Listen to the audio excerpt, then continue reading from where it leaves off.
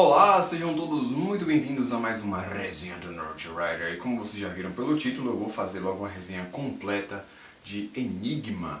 Sim, eu já li o primeiro e o segundo volume, já fiz resenhas separadas no canal, mas aí por uma questão de tempo eu não consegui ir lendo e gravando cada volume, correria, então eu falei, bom, já que eu já li tudo, eu vou fazer um vídeo completo sobre o volume 3 ao 7, dando a opinião, dando alguns traços importantes da história em cada volume e dando a opinião geral. Deixa eu começar dizendo que eu acho que não falei isso, mas veio esse marca-texto aqui, marca-página, porque marca-texto é o outro negócio, eu sempre confundo os dois.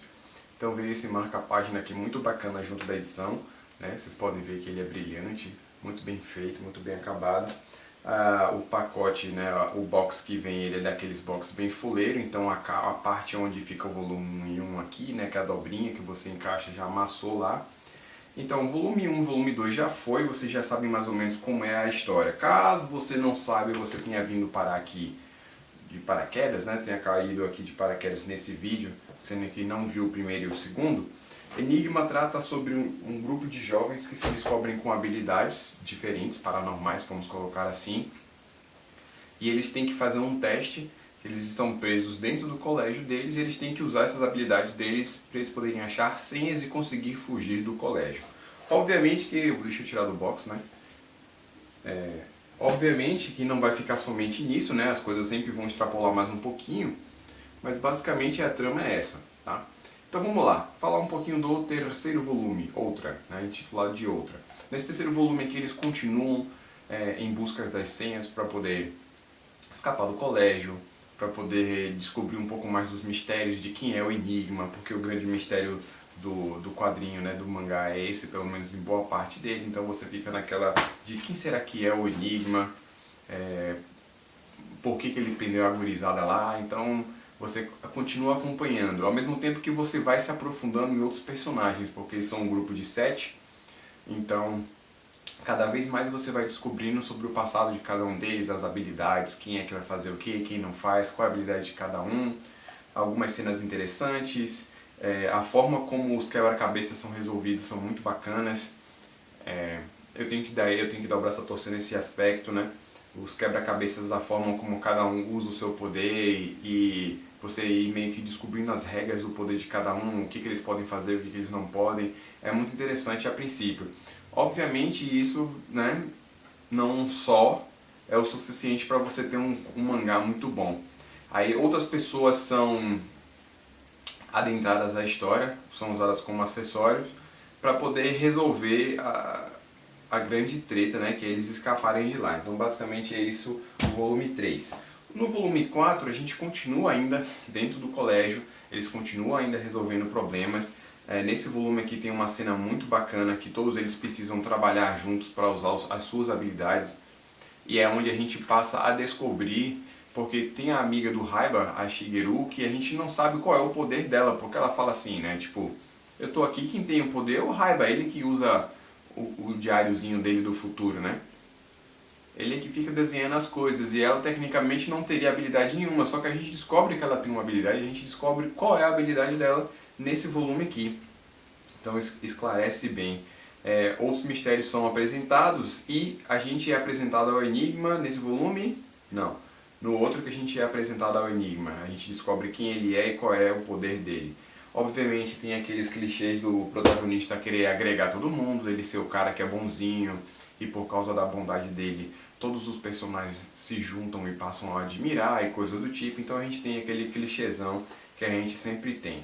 No quinto volume é onde a gente vai ter a descoberta de quem é o Enigma e o porquê que ele fez isso, né? Porque que ele fez o e-teste, que é colocar todos os personagens. A gente descobre qual é o verdadeiro poder, a gente descobre demônio. Enfim, a gente descobre o verdadeiro poder do Raiba. Mas se você é um cara atento, você com certeza já imaginou, eu pelo menos já imaginei. Então, você continua, né, vendo mais, você descobre quem é o Enigma, você descobre que o Enigma na verdade tem um parceiro, bem aquela coisa Pânico, sabe? Aquele cara que a gente acha que é o assassino, mas na verdade ele é um dos assassinos porque existe outro. Então a gente descobre que o Enigma tem tipo um assistente, a gente descobre por que esse cara é assistente do Enigma, e aí a gente vai descobrindo o que é esse teste, por que ele foi feito, e a partir disso, supostamente, a gente termina a história. Só que, obviamente, não ia terminar no 5º volume, então continua no 6º e no 7º, então a gente, na verdade, tem uma reviravolta que, na verdade, era bem esperada, de um outro inimigo. Um outro inimigo surge e ele é quem precisa ser derrotado agora, né? E ele é a grande ameaça, é o chamado Canibal, que é justamente o nome do 6º volume. O 6º volume tem o nome de Canibal justamente porque esse canibal é o inimigo que eles irão enfrentar. O que acontece? É meio difícil falar desse volume sem dar spoiler porque coisas importantes já foram reveladas, mas basicamente, dada aquela reviravolta do novo inimigo, o Raiba precisa tomar uma decisão. E aí ele toma a decisão dele e as coisas começam a se movimentar na história para que ele possa dar um fim nela. Tá? Para que ele possa dar um fim definitivo no Enigma. Vou colocar dessa forma porque só quem já leu vai entender.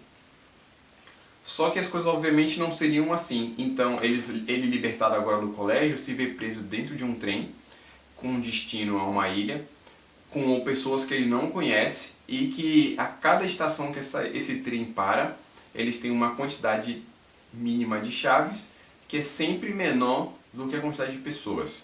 Então tem eu e mais 5 pessoas, a gente para na estação, tem 4 chaves, então alguém vai ficar de fora. Aí na próxima temos 4 pessoas, 3 chaves, alguém fica de fora e assim vai indo até acabar todo mundo. E aí ele sabe que uma dessas pessoas é o canibal, então eles restringem ainda mais a situação e continuam no jogo de gato e rato, só que agora o inimigo está muito mais próximo, ele sabe que uma das pessoas que está lá no trem com ele é o canibal, e ele fica naquela de quem desses aqui é o canibal, como é que eu posso confiar, quem é que eu não posso confiar. As pessoas que estão lá dentro, elas querem, obviamente, chegar ao destino final, né? Por uma razão óbvia que eu não posso dizer aqui. E a gente vai acompanhando, tem um cara criminoso, um bandidão, aí ele fala, porra, esse bandidão é o canibal. E aí tudo vai mostrando para que ele realmente seja. Obviamente a gente chega no final desse volume e uma informação muito importante é revelada novamente. No último volume a gente tem, como o nome diz aqui, o final verdadeiro, que é o final do final do final. Que era óbvio. E chato. Mas rolou. Então, nesse aqui a gente tem o final do final verdadeiro, porque ele chega na ilha, na estação do trem, que é na ilha, aí quando ele chega lá ele descobre algumas coisas, aí basicamente o bom é que todas as respostas são dadas pra gente, todas as perguntas que a gente teve durante como é que o Enigma foi, mais ou menos, como é que foi que o Enigma surgiu, como é que ele faz pra prender todo mundo no lugar e coisas do tipo, os poderes, tudo isso é meio que respondido ao mesmo tempo que não é. Eles colocam uma coisa assim do tipo, olha, aconteceu isso lá antigamente em algum lugar, então por causa disso é que existe o Enigma hoje em dia. E aí depois que tudo é resolvido, eles colocam mais um outro final, que é para supostamente estreitar ainda mais o laço dos personagens e justificar por que o Raiba é o protagonista, o Sumio Raiba é o protagonista. E aí depois temos um one shot aqui do mesmo autor, do Kenji Sasaki, que é uma parada completamente diferente, que eu achei tão merda quanto o outro. Talvez alguém discorde de mim, mas negócio de besta da noite, não sei o que, blá blá blá, enfim. Eu achei pelo menos o traço diferente, não achei tão parecido com Death Note, pelo menos não mais. Apesar de que durante a leitura dos volumes eu fui prestando atenção nos personagens e eu vi que existem personagens com características diferentes no traço. Então tem um personagem que ele me parece muitos personagens de Bleach, porque não sei se a câmera vai conseguir focar, mas deixa eu ver se eu mostro pra vocês. Esse personagem aqui me faz lembrar muito os personagens de Bleach, pela questão de como ele desenha a sobrancelha, parece muito o Green Joe. Quem assistiu Bleach ou leu Bleach vai saber. E aí temos personagens com perspectivas diferentes, traços diferentes, né, e tal. Mas de maneira geral eu achei o tom do desenho muito parecido com Death Note, muito parecido. Algumas coisas tem o toque do Kenji Sasaki, mas provavelmente ele deve ter sido influenciado pela dupla do Death Note. Tá, vamos lá, as considerações finais sobre o mangá. Ele é um mangá ruim? Sim. É lixo? Não. Tem coisa para tirar proveito? Tem sim. Uma lição final que fica, de repente já sou eu tentando justificar a qualidade do mangá, que é o seguinte: existe uma coisa de geração, sabe, de pecados do pai. Infelizmente eu vou ter que dar spoiler, vou tentar dar o mínimo possível, mas assim, fica claro que tudo aconteceu por causa de gerações anteriores. Então, os garotos que ficaram presos, eles estão pagando pelos pecados de uma outra geração, eles tiveram que ser responsabilizados por isso. Mas aí, para tentar amenizar a situação, coloca essa geração antiga para ajudar a nova. Mas ficou essa mensagem aí. Com relação ao roteiro em si, ele tenta fazer um mistério sobre certas coisas, mas o mistério não é tão interessante assim como eu já falei nos outros vídeos. Mas como eu disse, também tem pontos positivos. A forma como os mistérios das senhas são resolvidos no começo, ele é muito bacana. Mas eu confesso que os diálogos eles são muito fraquinhos, então depois de um determinado tempo eu já não estava mais lendo realmente o quadrinho, eu já estava lá querendo terminar, então eu me via passando os olhos rapidamente para ver se tinha alguma informação importante naqueles diálogos para eu poder parar, realmente prestar atenção, que se não tivesse eu já seguia adiante.